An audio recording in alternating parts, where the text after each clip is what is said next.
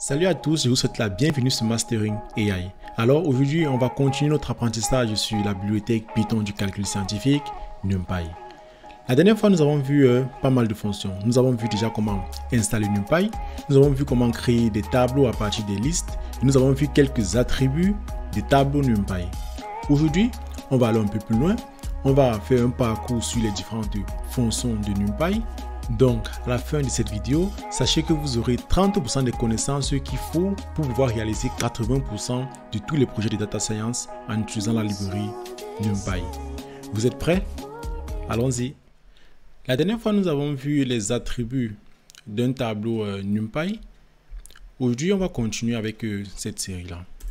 Premièrement, je vais vous montrer comment on peut créer un tableau avec des valeurs aléatoires. Pour cela, on utilise la fonction random de NumPy. Je vais déclarer une variable qu'on va appeler random array. Et du coup, ça sera égal à un np.random.ren comme ceci là. Et là, on va passer en fait la dimension qu'on souhaite avoir pour notre tableau. Là, je veux un tableau avec 2 lignes, 3 colonnes. Du coup, si je print le random array, CTRL else, et là,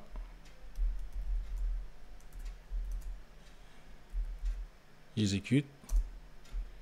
Là, nous voyons qu'on a notre tableau avec des valeurs aléatoires de 0 à 1, ayant 2 lignes. Donc là, on a première ligne comme ceci, deuxième ligne comme cela, et 3 colonnes, 1, 2 et 3. Là, c'est une matrice en fait.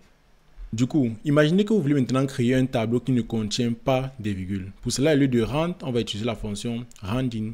Donc là, on va mettre int array. Ça sera égal à un np. Random.ren comme ceci. Et là, on veut un tableau avec 3 lignes, 3 colonnes. On peut même spécifier la plage de valeurs qu'on veut. Donc, ce qu'on veut ici, là, c'est un tableau qui va de 0 à 10, comme ceci. Et ici, on spécifie qu'on veut, on met une deuxième parenthèse comme cela, pour dire qu'on veut un tableau avec 3 lignes et 3 colonnes. Du coup, si je print le int array comme ceci, je viens là, j'exécute mon code. Voilà, on a un tableau avec 3 lignes, 1, 2, 3, 3 colonnes, 1, 2, 3. Mais là, on a des valeurs en fait qui sont choisies dans l'intervalle 0 et 10. À présent que nous avons vu ça, nous avons vu comment créer des tableaux. Là, nous allons essayer de voir comment accéder aux éléments des tableaux. Ça fonctionne un peu tout comme des listes. Donc là, on va voir du slicing et de l'indexing. Imaginons par exemple qu'on veut accéder à la première colonne. Donc on veut retenir les éléments de la première colonne de ce tableau-ci. Donc là, je vais retirer ceci, ce code-là. Il y a uniquement ce code-là. Du coup, je vais augmenter le nombre de dimensions. Je vais dire, par exemple, 5 et 4 colonnes. Et de 0 à 10. J'efface là et j'exécute mon code comme ceci. Là, j'ai un tableau NumPy qui a 1, 2, 3, 4 colonnes et 5 lignes. Là, j'ai spécifié ici. Et des valeurs de 0 à 10. Maintenant, je veux accéder à déjà la première colonne. Cette colonne-ci. On va d'abord utiliser ce qu'on appelle l'indexing. L'index, c'est accéder aux éléments d'un tableau NumPy à l'aide des index. Donc, on va mettre print, essayons d'afficher cela, int array. Pour cela, on ouvre juste les crochets comme ceci.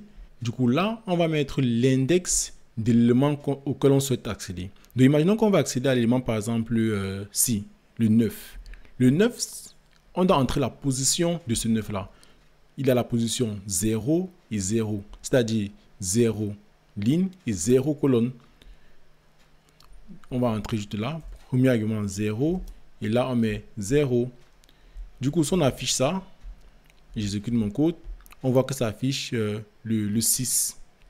Là, c'est là. Du coup, voici le tableau.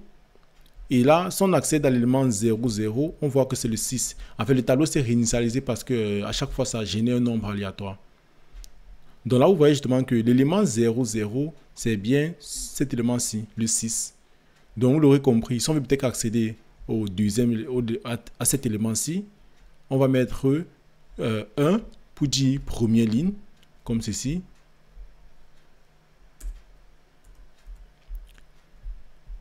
Première ligne et 0 pour dire 0 colonne. Donc ça tombe sur cet élément-ci. Donc si j'affiche ça, ça va générer un nouveau tableau, mais l'important c'est que vous compreniez le principe. Du coup là, ça affiche 2. Vous voyez que là, c'est cet élément-ci, le 2. Donc là, c'est ce qu'on appelle l'indexing. En fait, là, on entre en fait les coordonnées de la valeur que vous voulez accéder en fait.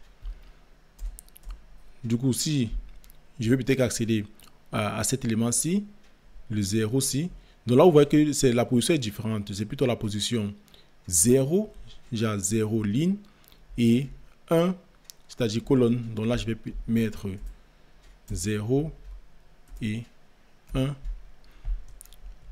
Donc là, on entre juste les coordonnées en fait. Du coup, pour pouvoir mieux vous expliquer ça, on va prendre un tableau blanc comme ceci. Imaginons que vous avez votre matrice comme ceci. Et là, vous avez un élément là. Vous avez 2 là, comme ceci. Donc l'indexing, c'est accéder juste à chaque élément là avec les coordonnées. Donc si on va accéder à l'élément 5, on voit que c'est à la position 1, 2. On a la deuxième colonne. 1, 2, deuxième ligne. Donc pour accéder à cet élément-ci, on écrit juste le tableau. Donc supposons qu'on appelle ce tableau par exemple A. Pour accéder à l'élément 5, on va juste mettre A comme ceci. On ouvre les crochets et on met juste les coordonnées. Du coup là, c'est l'élément, on a dit 1, 2. On met 2 comme ceci, virgule, 1, 2. Donc c'est ça. Donc ça nous affiche la valeur 5. Ça, c'est ce qu'on appelle de l'indexing. À la différence de l'indexing, le slicing nous permet d'accéder à une plage de valeurs contenues dans notre tableau NumPy. Du coup, là, on va appliquer le slicing comme ceci. Avant ça, je vais effacer ça. On va travailler avec ce tableau-ci. Là, avant, je vais print array. Là, j'avais créé un tableau à 2 dimensions, à 4 dimensions, je vais dire. Mais mettons 3 lignes pour ce tableau-ci. Donc, on va mettre juste des valeurs au pif. Là, 2. On met 7 là. Là, on va mettre 0. Et là, on met 4, comme ceci. Du coup, voici notre tableau. On voit bien que quand on accède à l'élément 0, 1, ça affiche 5 parce que 0, c'est la première ligne et 1, c'est la deuxième colonne. Parce qu'on n'oublie pas qu'on compte, quand on compte, on commence à 0. Donc, c'est 0, 1. Ça retourne bien 5. Maintenant, le slicing nous permet d'accéder à une plage de valeurs. Supposons justement qu'on veut accéder à la première colonne. Donc, on veut extraire dans notre tableau de NumPy toute cette première colonne-là. Donc, 1, 1, 0. Pour cela, pareil, on fait le array et on ouvre les crochets. On va mettre le 2 points, comme ceci. Il faut toujours se mettre en tête qu'on a ligne, colonne. Le 2 points signifie que donne-moi toutes les lignes. C'est comme si disait à notre tableau array là, je veux toutes les lignes. On met la virgule. Et là, on va mettre ce qu'on veut pour les colonnes. Si je mets encore 2 points par exemple, comme cela, ça veut aussi dire donne-moi toutes les colonnes. Hein. Du coup, vous voyez, si je print là, j'exécute, là, ça me renvoie encore tout mon tableau d'origine. Ne pas confondre, le premier print, c'est ça. Après, on a le deuxième print ici. On a le troisième print, c'est cela. Dans le 2 points, mettez ça dans votre tête pour dire donne-moi tous les éléments de mon tableau NumPy. Là, en ligne, on veut bien sûr tous les éléments. En colonne, vous pouvez spécifier jusqu'à où vous voulez les valeurs. Sachant qu'on commence toujours à 0. Par exemple, si je spécifie 0, ça veut juste dire la première colonne, en colonne. Donc, affichons cela. Vous voyez que là, ça me renvoie la première colonne, donc 1, 1, 0 qui fait référence à ça. 1, 1, 0. Supposons maintenant que là, je mets de 1. Comme ceci, j'enregistre. Vous voyez que là, ça dit donne-moi toutes les lignes. Donc ça va, ça regarde toutes les lignes. Mais je veux quoi? Je veux la première colonne. Ça veut dire 0, 1. C'est pour ça que vous voyez que ça me renvoie le 5, le 6 et le 7. C'est ça qui est affiché tout en bas ici. Donc pareil, si vous voyez que je mets 2 là, ça va plutôt m'afficher le 2, 2, 2. Donc si j'exécute, 2, 2, 2, parce que j'ai d'abord mis donne-moi toutes les lignes, comme ceci. Et là, je veux la deuxième colonne, donc 0, comme ceci, 1 et 2. Là, ça me retourne ça. Là, c'est ce qu'on appelle le slicing. On veut une plage de valeurs. Maintenant, imaginez qu'on veut récupérer juste les deux, c'est là, genre 5, 2, 6, 2, 7, 2. Vous voyez que là, on peut juste mettre là. Parce que quand vous mettez 2, ça pas juste ça pioche la deuxième colonne. Mais imaginez que moi, je veux quoi? 0. Je veux de 1 à 2. Donc, en colonne, je peux spécifier 1, comme ceci, à 2. Avant la virgule, on met juste les 2 points pour dire, par contre, toutes les lignes, je veux toutes les lignes. Et ensuite, sur les colonnes, je veux de 1 à 2. Donc, si j'enregistre ça et j'exécute, non, en fait, on doit mettre de 1 à 3 pour être sûr que cet élément-ci est pris. Parce que si on met juste de 1 à 2, ça va renvoyer ça, le 5, 6, 7. Et après, à 2, ça va toujours essayer de renvoyer le 5, 6, 7 en fait. Parce que là, pour être sûr que ça soit pris, parce que quand on n'oublie pas que lorsqu'on peut-être on parcourt des boucles, ça s'arrête toujours à l'élément n-1. Donc là, on va peut-être mettre 3. Et du coup, si j'exécute ça, vous allez voir que ça renvoie bien le 5, 2, parce que ça regarde 5, 2, et on demande ici toutes les lignes. Là, on veut toutes les lignes. Là, à chaque fois, on prend toutes les lignes. Donc, imaginez maintenant qu'on veut peut-être prendre une ligne spécifique. Donc, là, j'exécute ça. Imaginons qu'on veut prendre peut-être juste la deuxième ligne ici. Donc, ce qu'on va juste faire là, au lieu de 2 points, on met juste 1, comme ceci. Là, vous voyez que ça n'a pas juste extrait la deuxième ligne. Donc, on peut mettre 1. Là, on peut aussi spécifier qu'on veut quoi? On veut toutes les colonnes en mettant 2 points simplement. Là, ça nous renvoie toutes les colonnes, donc les 4 colonnes, mais ça nous renvoie juste la deuxième ligne, donc qui correspond à ceci. Le slicing est vraiment important lorsqu'on souhaite accéder aux éléments aux plages en fait d'éléments dans un tableau NumPy. Ça va vraiment être utile pour les prochaines vidéos en fait. Donc c'est nécessaire de bien comprendre ça, bien comprendre comment ça fonctionne. Donc on a ligne, on a colonne, et de 2 points, lorsqu'on met juste les 2 points, ça veut dire renvoie-moi toutes les lignes. Et maintenant du côté de la ligne ou côté de la colonne, vous pouvez maintenant mettre un élément de début et un élément de fin. Donc là, ici, par exemple, vous pouvez dire, ok, donnez-moi à partir de la 4e ligne jusqu'à la 6e ligne, comme ceci.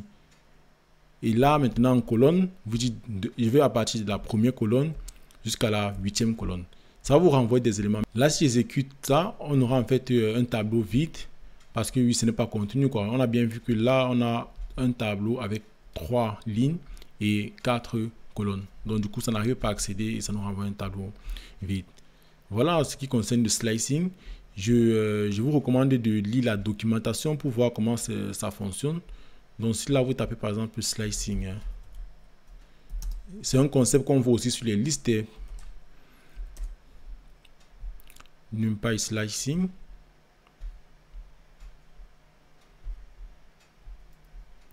Voici le tableau et là on montre comment accéder en fait à chaque élément là. Donc 2.4 par exemple là, ça veut dire que donnez-moi l'élément de 0 à 4 en fait. Donc par exemple là, j'ai dit, voici mon tableau. Je veux par exemple des éléments de 0 jusqu'à peut-être 3 ici. Donc là, je vais print comme ceci. Je vais mettre 2 points. Déjà, pour dire que donne-moi toutes les lignes et je veux des éléments à partir de la deuxième colonne. Donc, je vais avoir toutes les lignes comme ceci et je vais avoir des éléments à partir de la deuxième colonne, donc à partir de 5-ci. Donc, ce que je fais, je fais 1 comme ceci. Je peux juste faire ça. Désolé, là, j'ai oublié de mettre le arrêt comme ceci. Donc, pour dire, donne-moi toutes les lignes. Et là, je vais juste de 1 jusqu'à la fin du tableau, en fait. Jusqu'à la fin du tableau. Donc là, j'exécute. Donc, bon, là, il fait toujours la même erreur. Donc là, c'est... Ah oui, c'est ça. Donc là, vous voyez que là, j'ai 5, 2, 0. Donc 5, 2, 0. Et là, j'ai toutes les lignes parce que j'ai demandé toutes les lignes. Donc, je veux toutes les lignes. Mais sur les colonnes, je veux de 1 jusqu'à la fin. Vous voyez là, ça me renvoie comme ceci, en fait. Ce bout de cette petite matrice-ci. Et c'est pareil, je peux spécifier que je veux les éléments du début, comme ça, jusqu'à peut-être cet élément-ci. Donc, hormis la dernière colonne. Donc, je dis bien que je veux toutes les lignes. Mais ici, je commence plutôt par écrire 2 points. Pour dire que donne-moi tout. Il faut bien prendre ce 2 points-là pour dire, donne-moi tous ces éléments. Donc, donne-moi tous ces éléments jusqu'à peut-être la deuxième, comme ceci. Et là, si j'exécute, vous voyez là qu'on a 1 et 5. Donc, ça a pris 1, 2. C'est calé là. Donc, donne-moi tous les éléments jusqu'à la deuxième colonne. Donc, vous voyez bien les 2 points pour dire, donne-moi tout. Ça, c'est une façon à moi de comprendre cela. Et je pense que ça peut être vachement utile quand vous interprétez ça de cette façon. Donc, donne-moi tout. Si vous mettez juste ça, c'est-à-dire, donne-moi tous les éléments, la colonne. Mais si vous voulez jamais mettre un arrêt, en fait, vous dire, donne-moi tout à partir du début jusqu'à 2. Ou vous pouvez mettre plutôt genre, commence à partir de 2 et donne-moi tout le reste. Essayez de voir ça comme ça là.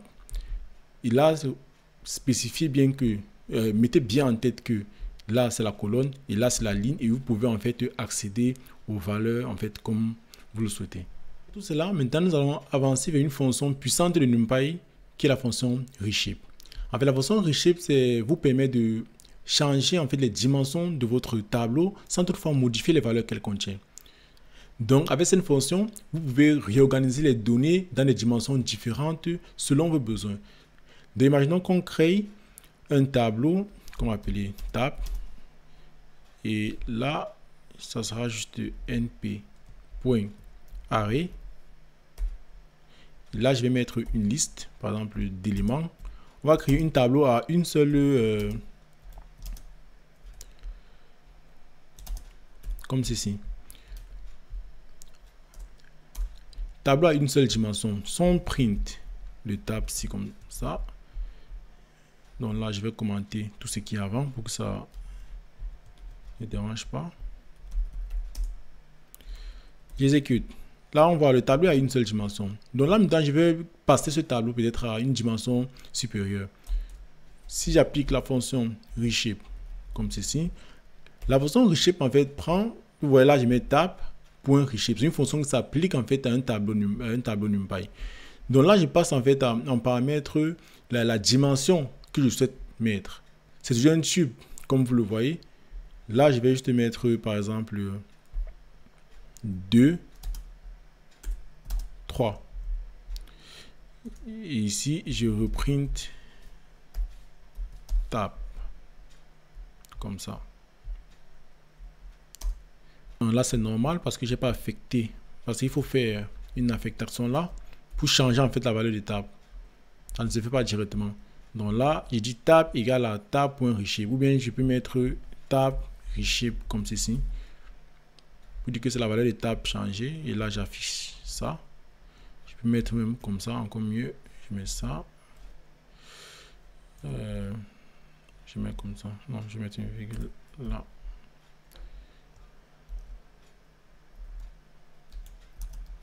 Comme ceci. Donc là, j'exécute. Vous voyez que là, on a un tableau avec 2 lignes, 3 colonnes. Ça gâte l'affichage. 2 lignes et 3 colonnes. Vous voyez que là, on a les mêmes informations. Mais sauf que c'est sur 2 lignes, 3 colonnes. Donc, on a une autre dimension en fait. Donc là, ça que c'est la fonction reshape.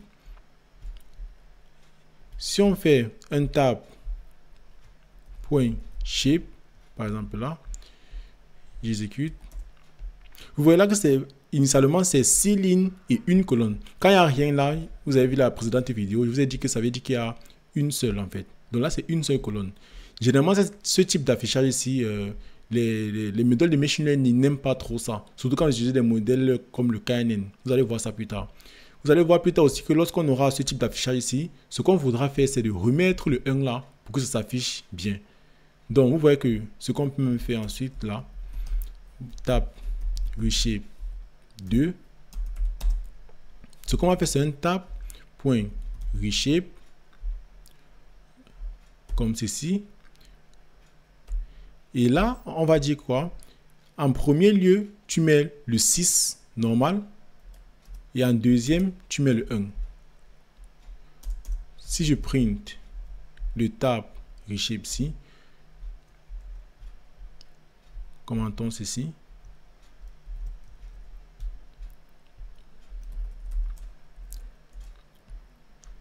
Là, c'est la bonne forme. Non, attends, je veux reprendre ça. Vous voyez que là, ça s'affiche en fait plus bien. On voit bien que là, on a 6 lignes et une colonne. Or, ce premier affichage là, ce n'est pas trop en fait visuel. Et même la façon dont le calcul matriciel se fait à l'intérieur des modèles de machine learning, cela interprète de la mauvaise façon. On aura toujours tendance à faire ça. Et vous voyez que si je fais de tab de point shape, c'est exactement la même dimension. Mais sauf que là, ça va bien afficher le 1, donc 6, 1. Or là, ça affichait juste 6 et rien du tout en fait, mais pourtant c'est 1. Donc lorsque vous devez déjà prendre pour habitude, lorsque vous déclarez un tableau NumPy avec une seule ligne, prenez bien l'habitude de faire un reshape pour préciser vraiment que c'est une seule colonne. Donc en fait, vous voyez à quoi c'est le reshape. Le reshape permet vraiment de réorganiser en fait les éléments dans le tableau, mettre selon la dimension que vous voulez, mais sans altérer en fait les données. Les données restent pareilles. Sauf que, attention quand vous faites le reshape, la dimension, c'est-à-dire quand vous faites par exemple le 6 fois 1, ça va donner le nombre d'éléments du tableau. Toujours. Par exemple là, j'ai pu reshape tout à l'heure en dimension 2, 3, parce que 3 fois 2 ça donne 6 et j'ai bien 6 éléments dans mon tableau. Imaginez peut-être là que je vais reshape 6, par exemple là je mets 2 et j'exécute comme ceci. Vous voyez là que j'ai une erreur. On met cannot reshape array of size 6 into shape 6, 2. Quand vous avez ce type d'erreur là, c'est juste que là, ça ne correspond plus quoi. 6, 2, une matrice 6 fois 2 contient 12 éléments en fait. On a 12 éléments dans notre matrice. Or là, c'était juste 6 éléments. Donc vous ne pouvez pas en fait réorganiser ces éléments là en fait. Il n'y a pas assez d'espace pour réorganiser ces éléments. Donc il faut bien vous assurer que lorsque vous faites du reshape, la multiplication des deux c'est là qui donne le nombre d'éléments que contient la matrice ou bien le tableau NumPy, ça doit être égal. Donc là, par exemple, je peux reshape peut-être en 3, 2. Je peux bien reshape. Là, il n'y aura pas d'erreur. Parce que 3 fois 2 donne 6. Mais si, par exemple, je fais là 3 par exemple, là.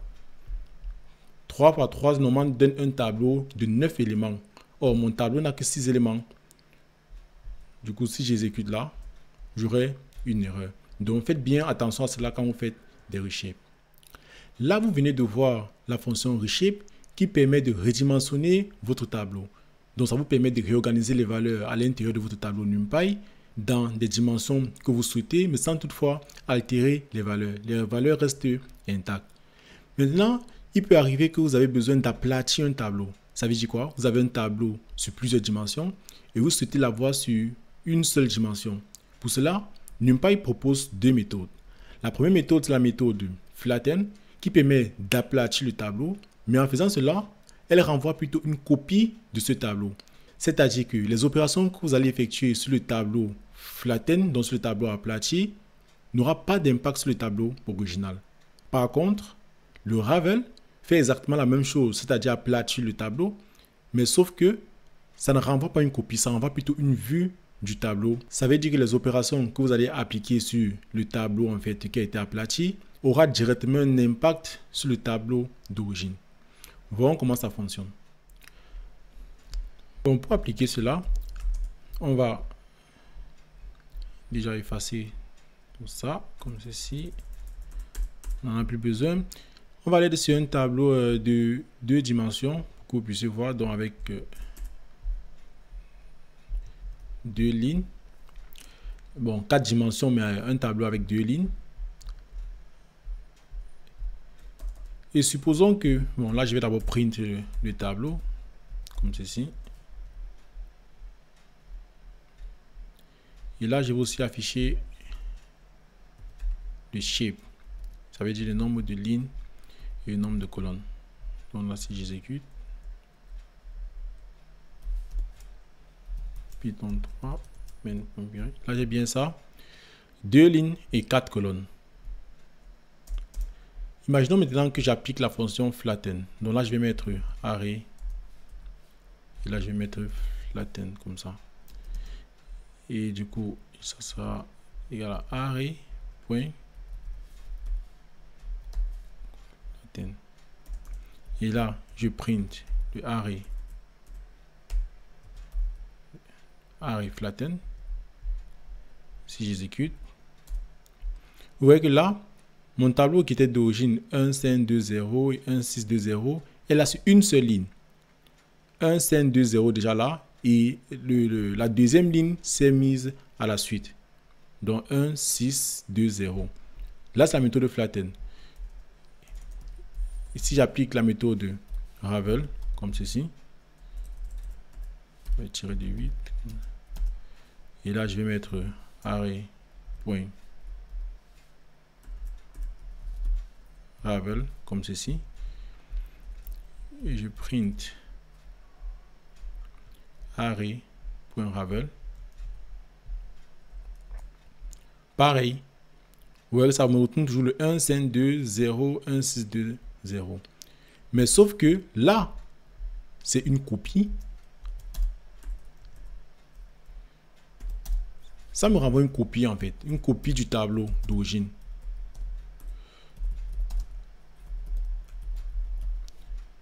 Oh, ça me renvoie plutôt une vue.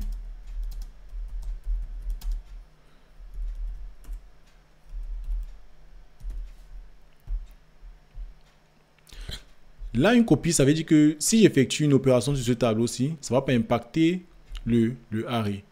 C'est carrément indépendant. Donc, imaginons par exemple que je change la valeur. La première valeur, si vous voyez que là, c'est 1 à chaque fois. Donc, imaginons que là, je change la première valeur de mon tableau. Donc, je dis 0. On fait juste une affectation. Hein, c'est-à-dire le array ici, j'accède à l'élément 0 et je modifie. Donc, je donne une nouvelle valeur. Je mets par exemple 8. Vous voyez? Et là, je print à nouveau le array flatten. Pour que ça n'embrouille pas, je vais d'abord commenter ça. Et là, j'exécute mon code de Python. Vous voyez que mon premier élément, c'est maintenant 8. Mon premier élément, là, c'est 8. Et là, si je print juste le array, comme ceci, modifié en même temps que moi, et j'exécute, vous voyez que cela reste en fait intact. La valeur n'a pas changé. Le premier élément, c'est toujours 1 parce que là, c'est une copie. Les modifications qu'on va faire sur le array flatten, ça ne va pas du tout impacter. On va maintenant faire pareil avec le array Ravel. Donc là, j'ai bien modifié, je laisse là. Je vais décommenter cette ligne-ci. Comme ça. Je laisse le print. Ce qu'on va aussi faire, c'est modifier la valeur ci. Donc là, je vais dire array Ravel, comme ceci. De 0, je mets la valeur 8, comme ceci. Et j'affiche à nouveau array Ravel. Comme ça.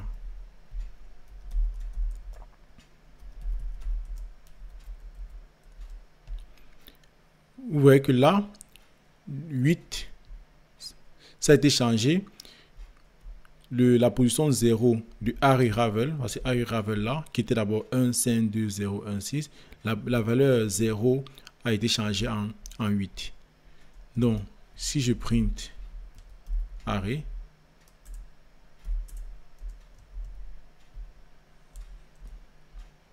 Vous voyez aussi que sur le arrêt, la première valeur aussi a été changée en 8, ce qui n'était pas le cas lorsqu'on a fait avec le flatten. Dans le ravel, c'est renvoie juste une vue. Donc, ça vous de savoir quand est-ce que vous voulez utiliser le flatten ou bien quand est-ce que vous voulez utiliser le ravel.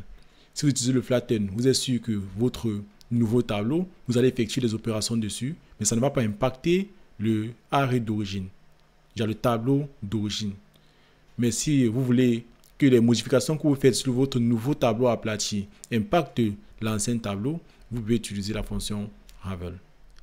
Là, vous savez comment changer les dimensions d'un tableau en appliquant la fonction reshape. Vous avez aussi utilisé le flatten et le ravel. Et vous savez quand est-ce que c'est nécessaire d'utiliser l'une ou l'autre méthode. À présent, nous allons nous avancer vers des fonctions de manipulation de deux tableaux. Ça veut dire qu'on va voir comment concaténer des tableaux. On va voir comment empiler des tableaux. Pour voir cela, on va déclarer deux tableaux. Donc, on va mettre des tableaux de juste de 3 dimensions. On va appeler ça arrêt 1. C'est ce commentaire. Et là, on va faire un arrêt 2 qui est égal à numpy np.arrêt pour convertir notre liste qu'on va passer en paramètre en tableau. Donc là, je vais toujours mettre un tableau de 3 dimensions avec 2 lignes. Je vais changer les valeurs. Je vais mettre 2 là. Là, je mets par exemple 7. Bon, 8, 2, pareil. Là, je mets 7, 6. Là, je mets peut-être 0. OK. Là, je mets 2 tableaux. La première chose qu'on va voir, c'est la concaténation. Du coup, on va mettre une variable qu'on va appeler result. Pour concaténer 2 tableaux, arrêt 1 et arrêt 2, on utilise une fonction numpy qu'on appelle la fonction concatenate, comme ceci. Et ce qu'on fait, c'est qu'on passe les 2 tableaux, comme ceci, et arrêt 2. Pareil, vous pouvez lire la documentation. Et numpy concatenate, ça se trouve vite fait. Là, vous voyez qu'on a en paramètre les deux matrices ou bien 3 que vous souhaitez concaténer. Et vous pouvez aussi spécifier l'axe.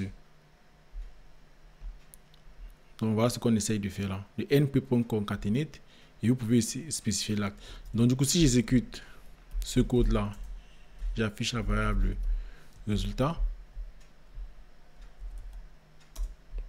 Vous voyez que là, on a le 1cn2 et le 162. C'est là. Les 2 premiers. Et ensuite, on a le 282 et le 760. Ça. Donc là, tu vois, nos 2 tableaux ont été en fait joints. Et si j'affiche le shape, on va voir que c'est 4 lignes. 4 lignes et 3 colonnes. Donc là, par défaut, ça a concaténé sur l'axe vertical. Comme j'ai dit, il faut savoir juste que ces fonctions existent, mais l'essentiel, c'est pas de retenir. Vous voyez là, il y a tout dans la doc. Par exemple, la fonction vstack qui permet de faire un empilement de tableaux. Donc là, on va essayer de l'appliquer. Là, je vais mettre vstack. Donc, on va toujours déclarer une fonction. On va appeler ça result vstack. Et ça sera juste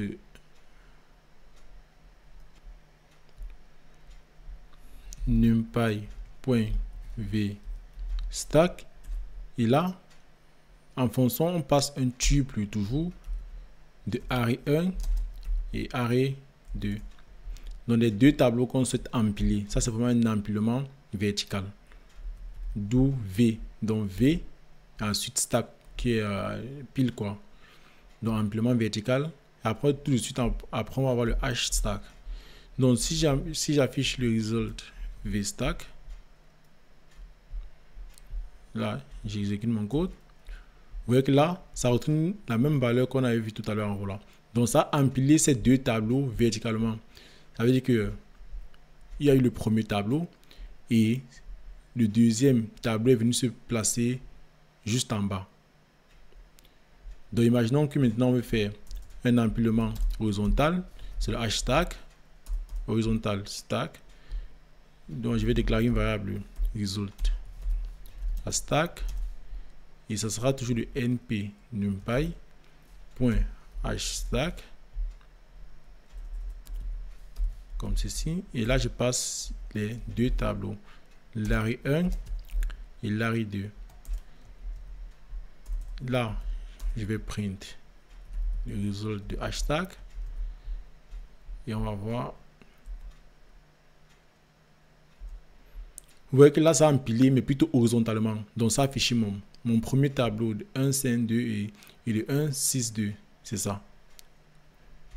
Donc ça, et horizontalement, donc à côté de ça, ça a mis le deuxième. Donc soit vous utilisez souvent concatenate, soit si vous utilisez concatenate, ce qui serait intéressant, c'est de passer justement l'axe en fait. Vous voyez que là il y a une variable là qu'on appelle l'axe et vous pouvez spécifier l'axe sur lequel vous souhaitez concaténer. Mais si cela vous embrouille, vous pouvez choisir d'utiliser soit le VStack ou bien le hashtag. Au moins en faisant cela, vous savez que si vous utilisez le VStack, ça sera une concaténation verticale, donc vous allez empiler verticalement, et le hashtag, vous allez empiler horizontalement. Ça remplace un peu la fonction concatenate en spécifiant l'axe sur lequel vous souhaitez faire la concaténation. Vous savez maintenant comment utiliser la fonction concatenate de NumPy. Vous savez comment utiliser le VStack ou bien le hashtag et aussi comment choisir quelle méthode utiliser. Savez aussi qu'avec NumPy, il est possible d'effectuer des opérations mathématiques, que ce soit l'addition, la soustraction, la division, mais aussi trouver le minimum, le maximum et plein d'autres fonctions. Voyons quelques-unes ensemble. Là, on va effacer ce qu'on a vu ici. On laisse quand même nos deux tableaux qu'on a déclarés. Sachez qu'il est possible, par exemple, de faire une addition. On peut faire le array 1 plus 5, par exemple. Avant cela, on va quand même faire un print de array 1 là. Ok, là je vais exécuter le code.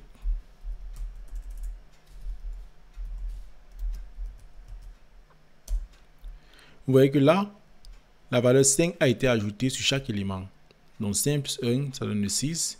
5 plus 5, ça donne 10. 5 plus 2, ça donne 7. Vous l'aurez compris. Pareillement, on peut faire multiplier comme ça.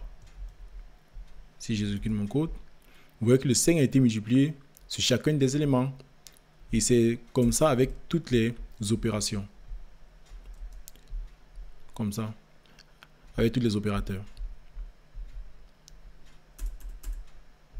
Sachez aussi qu'avec NumPy, on peut appliquer plusieurs fonctions mathématiques comme la somme, la moyenne, trouver le minimum, le maximum, et etc. Donc là, par exemple, on va faire un print. Pour cela, on applique la fonction np. Supposons qu'on veut la somme. np.somme, comme ceci. Et là, on va passer notre tableau. Ça sera array 1. Et en deuxième paramètre, on veut l'axe sur lequel on souhaite faire la somme. Du coup, là, si j'exécute comme ceci, donc cela fait la somme sur l'axe vertical. On voit 1 plus 1, ça donne 2. 5 plus 6, ça donne 11. Et 2 plus 2, ça donne 4. Du coup, supposons qu'on veut faire ça sur l'axe horizontal. Donc, on va mettre le 1. J'exécute. Vous voyez que là, ça fait le 1 plus 5 plus 2, ça donne 8. Le 1 plus 6 plus 2, ça mène 9. Et ça retourne à chaque fois un tableau NumPy. De la même façon qu'on fait la somme, on peut facilement trouver déjà quoi? Le minimum, comme ceci. Donc ça np.min. Voilà, ça retourne 1 et 1. Là, c'est sur l'axe horizontal. Donc ça regarde sur l'axe horizontal. Le minimum, c'est quoi? C'est 1. Ça regarde aussi sur l'axe, sur la deuxième ligne. Le minimum, c'est quoi? C'est 1. Et on peut faire pareil sur l'axe vertical en mettant axis 0. Là, si j'exécute, le minimum ici, c'est 1. Le minimum sur l'axe de la deuxième colonne, entre 5 et 6, c'est 5. Et le minimum, c'est là, bon, c'est 2. Il y a 2 minimums. Pareil, on peut faire le max. On peut faire la moyenne, qui est le min. On peut aussi faire même l'écart type, qui est STD, pardon. Du coup, là, supposons que je vais faire une moyenne sur l'axe vertical. J'exécute mon code. Là, ici, ça fait la moyenne. La moyenne, c'est juste l'addition divisée par le nombre d'éléments. Donc, c'est 1 plus 1 divisé par le nombre d'éléments qui est toujours 2. Donc, c'est pour ça que ça donne 1. Ici, la moyenne, c'est 5 plus 6, ce qui donne 11, divisé par le nombre d'éléments qui est 2. Donc, ça fait 11 divisé par 2, ça donne 5,5. Et on peut faire aussi l'écart type comme ceci. En fait, vous voyez que l'important ici, c'est de savoir qu'avec NumPy, on peut faire toutes ces opérations-là. Parce que l'important, comme j'ai dit, je redis une fois de plus, c'est vrai que je me répète, mais je préfère le dire, l'important n'est pas de retenir ce code-là. Si vous avez juste besoin de faire une moyenne avec NumPy, vous avez un tableau NumPy et vous voulez faire la moyenne. Min, NP, array. Rapidement, vous tombez direct sur la fonction NumPy qui permet de le faire. Vous regardez vite fait la doc et vous l'écrivez. Donc, au fur et à mesure que vous allez le faire, vous n'aurez plus besoin de consulter la documentation. Donc là, par exemple, vous voulez faire des écarts types. Vous faites juste écart type comme ceci. Python. Et vous rajoutez juste NumPy comme là. Et vous pouvez directement tomber sur la documentation de NumPy et voir, vous voyez facilement la matrice, l'axe sur lequel tu souhaites faire. En fait, vous avez tout le détail. Vite fait une recherche. Et ici, vous voyez, on vous montre exactement comment, pour ceux qui ne savent pas comment la moyenne, par exemple, est calculée, vous pouvez directement la voir ici. Voici peut-être la formule qui permet de calculer la moyenne. Donc, servez-vous vraiment au maximum de la doc lorsque vous apprenez une nouvelle librairie. Là, nous venons de voir avec NumPy qu'il est possible d'appliquer pas mal de fonctions mathématiques, plus précisément statistiques, comme calculer l'écart type, la moyenne, trouver le minimum, le maximum et plusieurs fonctions. Maintenant, nous allons nous plonger dans des éléments essentiels lorsqu'on parle vraiment de manipulation entre deux ou plusieurs tableaux. Ça veut dire quoi? La multiplication matricielle par exemple, mais aussi la notion de masquage et de filtrage. La multiplication matricielle se fait avec le mot-clé dot. Donc là, on va mettre une variable result. On va appliquer la fonction np.dot. Et on va mettre le premier tableau et le deuxième tableau. Donc là, nous sommes en train de faire une multiplication entre ces deux matrices-là, ou bien tableau NumPy. On prend le résultat.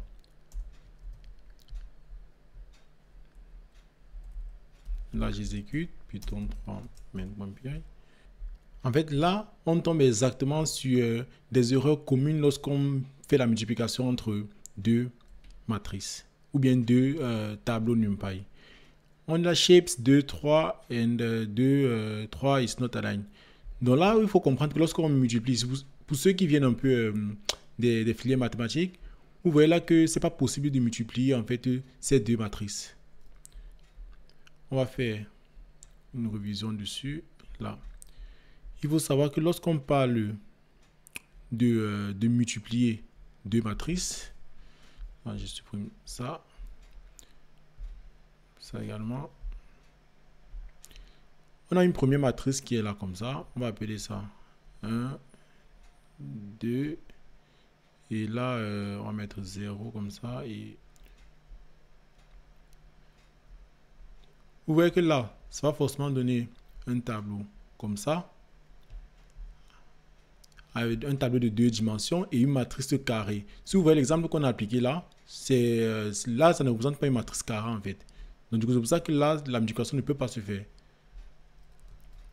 Parce que si on diminue peut-être la matrice là, on met comme ça. Là, on a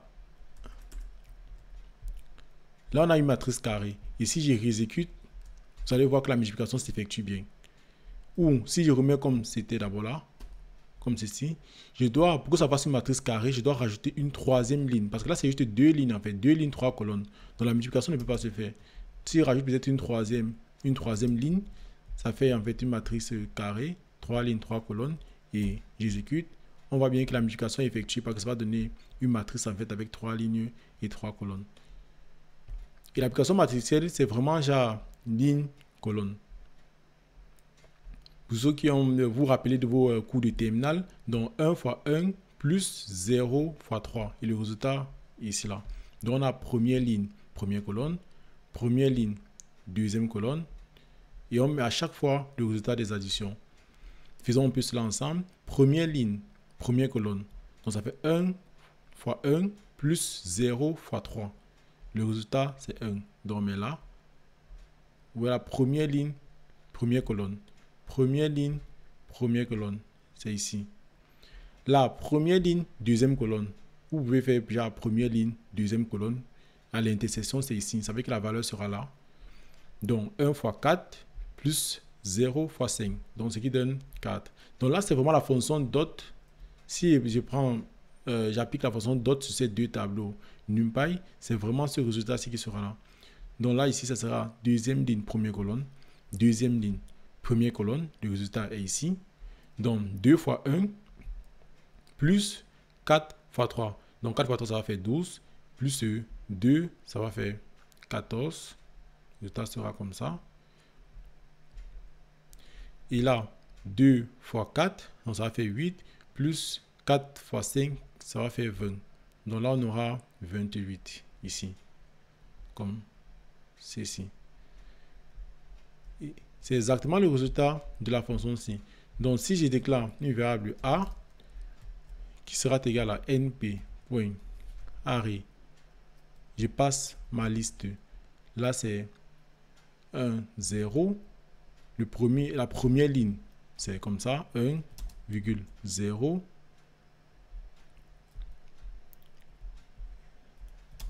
Et je mets la deuxième ligne. La deuxième ligne, c'est 2, 4. Donc, je mets 2,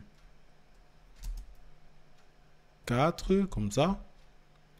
Voilà mon premier tableau. Mon tableau B, qui sera égal à np.array.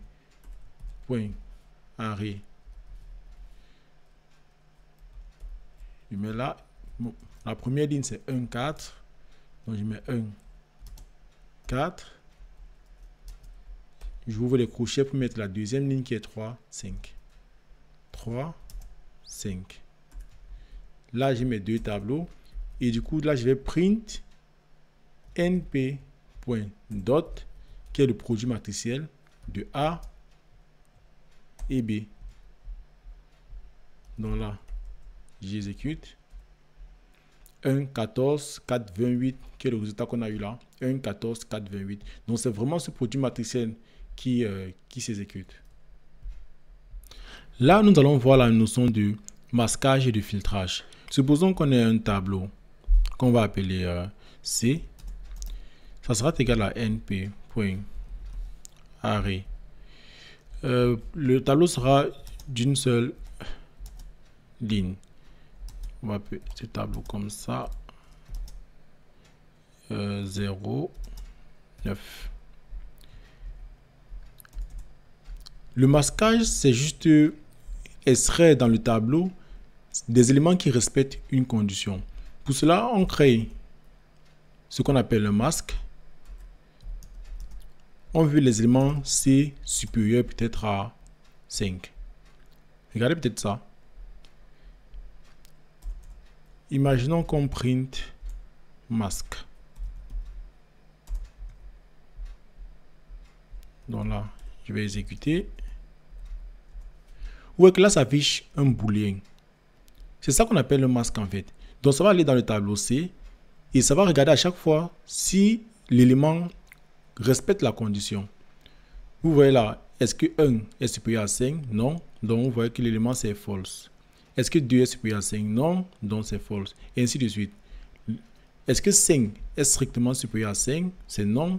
C'est pour ça que c'est toujours false. Il y a juste 9 qui est supérieur à 5. Donc c'est pour ça que uniquement le dernier élément c'est true.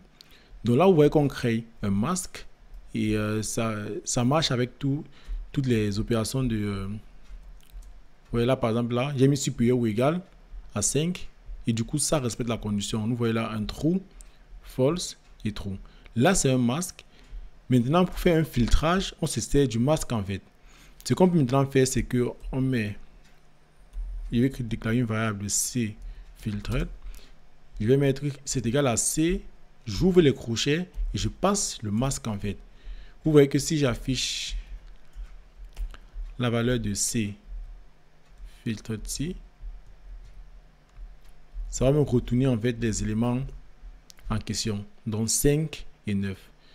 C'est vraiment important lorsqu'on souhaite filtrer nos tableaux, on souhaite extraire en fait dans un tableau NumPy des éléments qui respectent une condition bien précise. Il faut bien penser à ça. Déjà définir son masque, c'est en fait la condition que doivent respecter les éléments contenus dans le tableau NumPy. Et ensuite, on passe ce masque-là dans les crochets du tableau même en fait. Donc là, ça nous retourne 5, 9 dans ce cas précis. Je vous demande de tester également de votre côté pour voir exactement comment ça marche. Déjà, nous avons vu le flatten. La fonction flatten, rappelez-vous, ça faisait un aplatissement. Ça aplatissait en fait le tableau NumPy sur une dimension en fait de 1.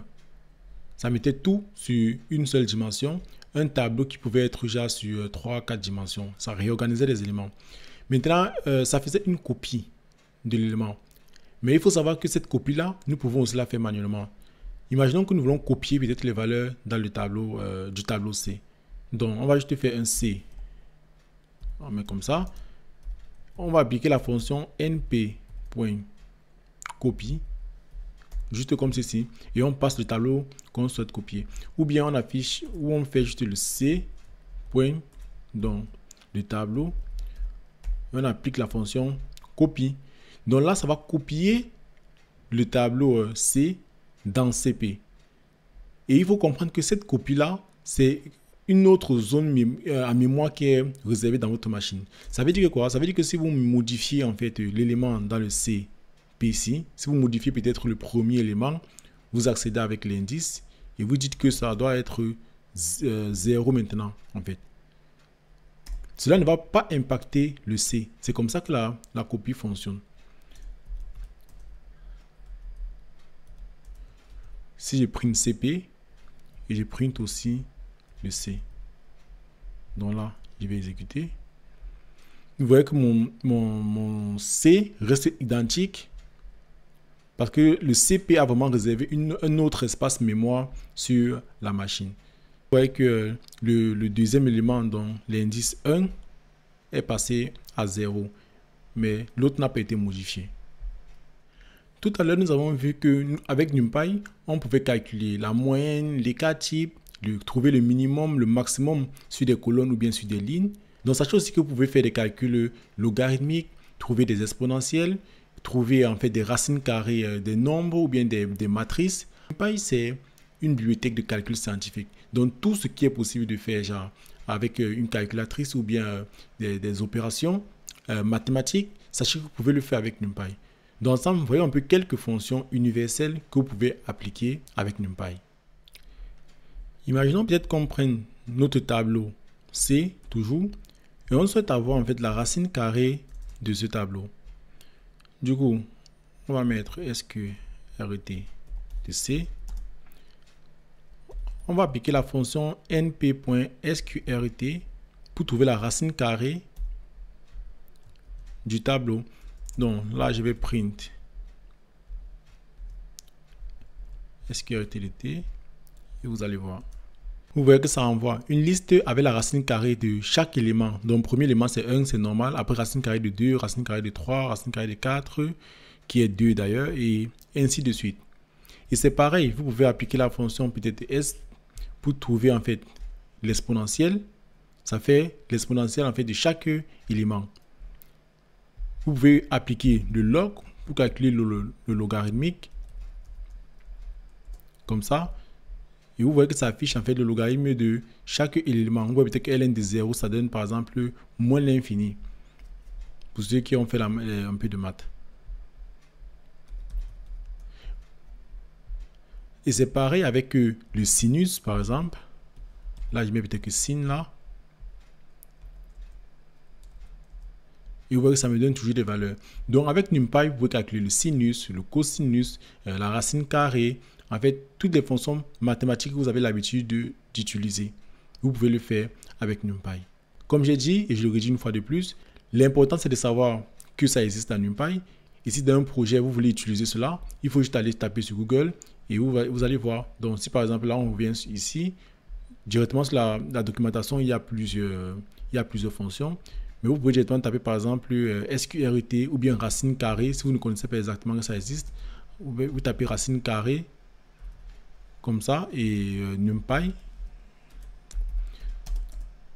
Vous allez directement tomber sur la fonction. On peut prendre la doc, c'est mieux. Là, vous voyez numpy.sqrt. Et directement vous montre comment l'utiliser. Les amis, nous arrivons à la fin de cet apprentissage sur NumPy. Il faut savoir que là, vous avez appris 30% de NumPy parce que c'est une grosse bibliothèque. Elle contient énormément de fonctions et de méthodes. Mais il faut savoir qu'avec ces 30%, vous pouvez faire 80% des projets qui nécessitent la manipulation des tableaux. Parce que presque toutes les données que vous allez importer en utilisant des librairies telles que Panda, qu'on va voir dans les prochaines semaines, toutes ces manipulations se feront toujours à l'aide de l'indexing, du slicing. Vous serez amené à calculer des statistiques et vous serez amené à faire des multiplications matricielles. Par exemple, le projet qui va être réalisé à la vidéo suivante, vous allez uniquement utiliser des calculs matriciels, des opérations ou bien des multiplications de matrices. Donc, mettez-vous en tête qu'avec juste ces 30%, vous pouvez accomplir 80% des projets de data science. Et maintenant, pour le reste, servez-vous au maximum de la documentation pour pouvoir bien apprendre. Et vous allez voir qu'au fur et à mesure que vous allez coder, au fur et à mesure que vous allez utiliser toutes ces fonctions-là, vous allez arriver à la perfection, à la maîtrise de NumPy. Merci pour tous ceux qui ont regardé jusqu'à la fin. Je vous souhaite bon courage pour cet apprentissage.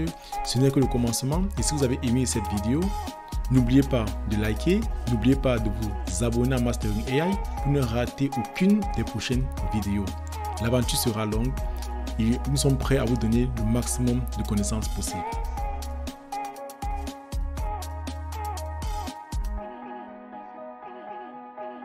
So